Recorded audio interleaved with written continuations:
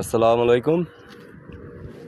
আমরা এখন আছি সৌদি আরবের আভা মরুভূমিতে। আভা একটা সিটি, তো পাশেই মরুভূমি, টুকটাক, বেশি মরুভূমি নেই। মরুভূমি দেখতে গেলে বাইরে যেতে হবে। এখানকার গাছ সবগুলাই কাঁটাযুক্ত, মেয়েদের মতো দেখতে সুন্দর কিন্তু বিষাক্ত। আমরা এখন চেষ্টা করব পাথরের একটা পাহাড়ের উপরে চড়ার। দেখা যাক চড়তে পারি নাকি।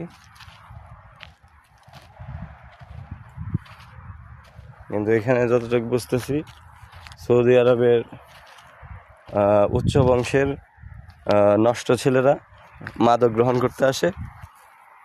তারা গাড়িতে মাদক গ্রহণ করে টান দিয়ে চলে যায়।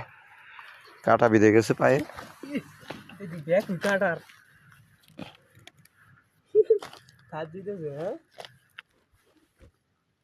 1 মিনিট, সবাই লাইনে থাকেন।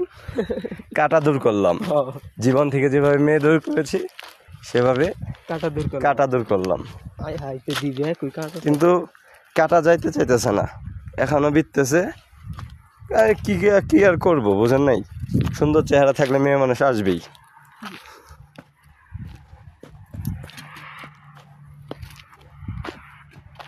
এখন আমরা চলবো একটি বিশাল পাহাড়ের উপরে। পাহাড়ের নাম তাকদুম। ঠিক আছে,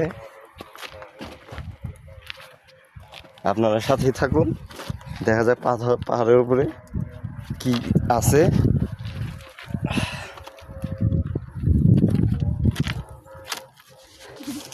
প্রচন্ড কাটা, প্রচন্ড দুর্গম পথ, কিন্তু আমরা দুর্গম পথ এড়িয়ে সামনে এগিয়ে যাব।